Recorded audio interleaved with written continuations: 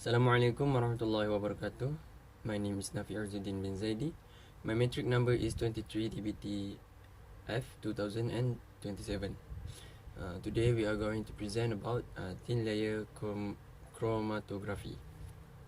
Assalamualaikum, my name is Nurayatu Shafika binti Surenti, metric number DBT 2008. Good evening, Ms. Irma. My name is Kartika Chilian and my matrix number is 23 DBT 18F 2004.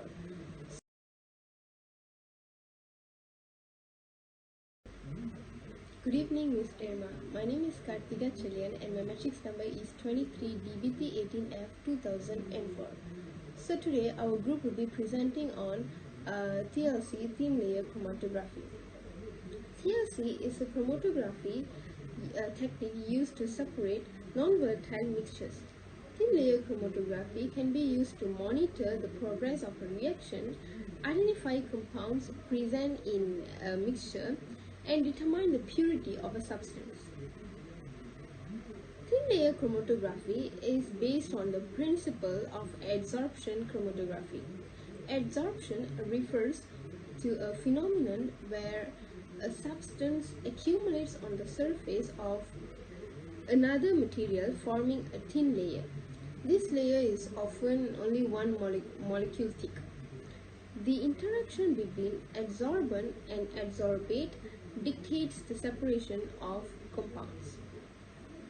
The type of sample that we have decided to use is protein powder to detect tryptophan and glycerin.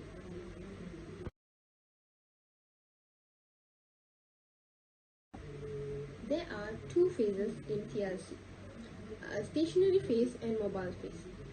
The layer of adsorbent is the stationary phase, which means TLC plates are the adsorbents.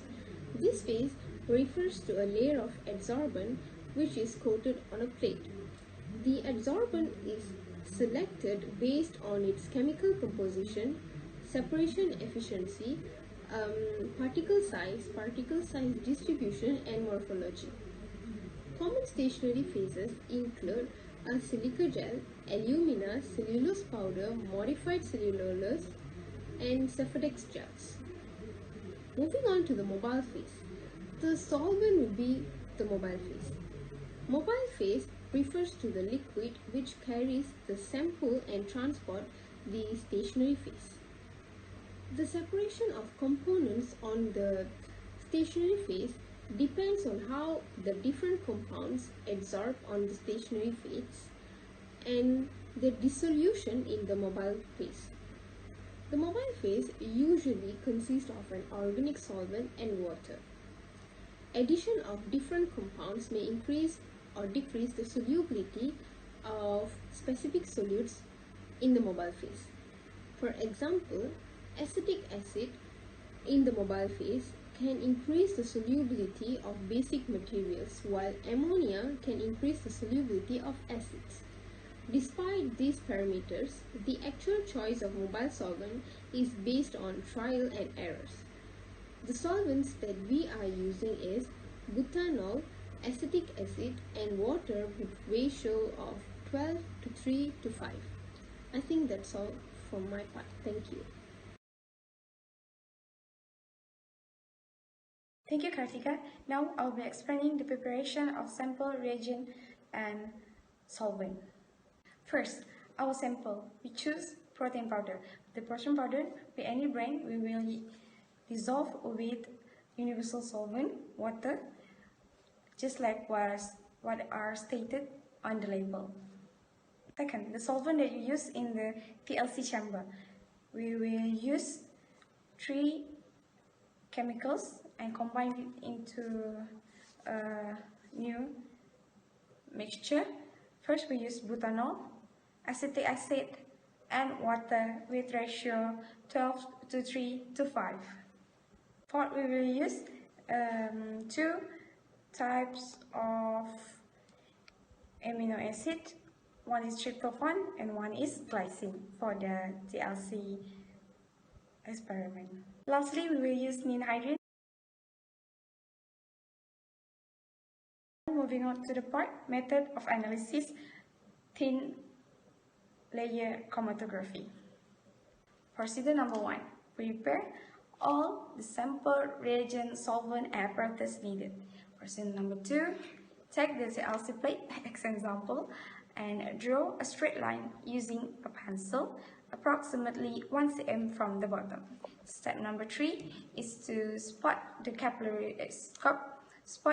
plate using capillary tube. Press the tube firmly to deposit the sample. Precaution for this step: remember to use different capillary tube for each amino acid and the sample.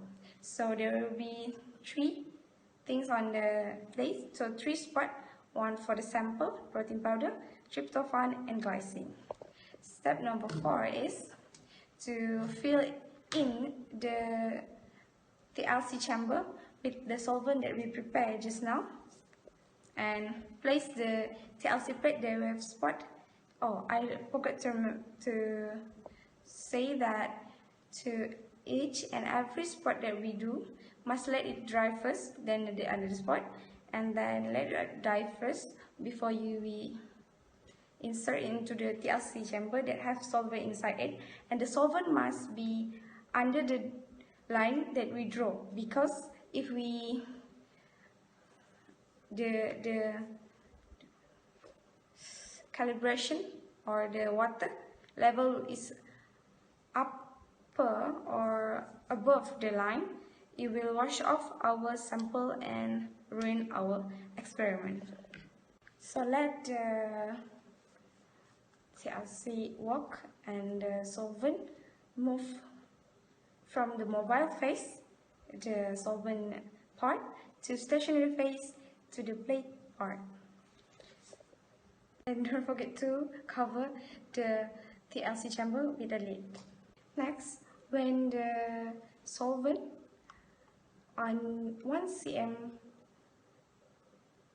near to the top of the TLC plate, we take up the TLC plate and quickly take a pencil, draw a straight line as a mark. And then we let the plate dry and wait for any colors or marks that can be observed for our TLC experiment. And there, if for a few minutes or the TLC plate already dry, but there is no visible marks that we can observe, we can use ninhydrin and spray it on the plate, dry it in the oven for 5 minutes at 105 degrees Celsius. Ninhydrin and amino acid will react, and the reaction between them will produce color for us as a mark for us and for our observation. For TLC experiment, we will need an analytical result. So to get analytical result, we will calculate the RF value. The formula of RF value is the distance traveled by the substance. So the substance is protein powder, tryptophan, and glycine, and divide by the distance traveled by the solvent front. And last step of this experiment is the comparison between the results between the protein powder, tryptophan, and glycine. Next, Nafi will explain what are the suitable parameters and possible result. Thank you.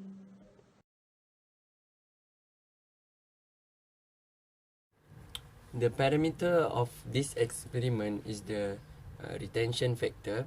So to find the retention factor, the formula is retention factor equals to distance traveled by the sample front and divided by the distance traveled by the sample front. And for the result,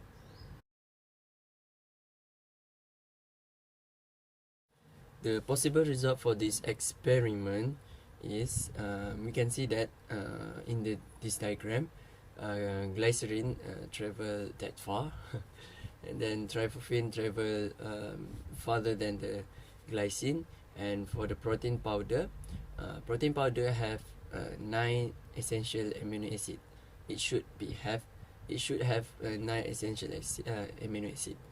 So as we can see, glycine is in the second place. You can see glycine and the protein powder means protein powder have the glycine, but if you see at the tryptophan, at the protein powder, tryptophan doesn't have tryptophan. Protein powder doesn't have tryptophan based on this result.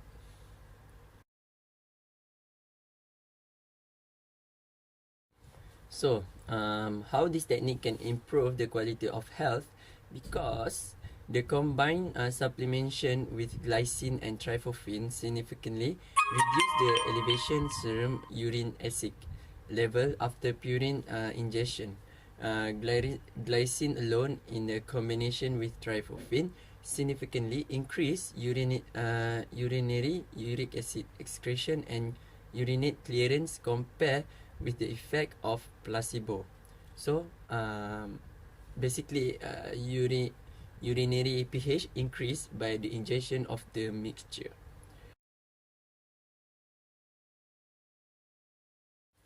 The conclusion of this experiment is know what you eat, because a good protein powder should only have 9 essential amino acid. So as you can see, if protein powder in the ingredient of the protein powder have the tryptophan, it will cause damage to our health. That's why we must know what we eat, the ingredient that we eat. That's all. Thank you very much.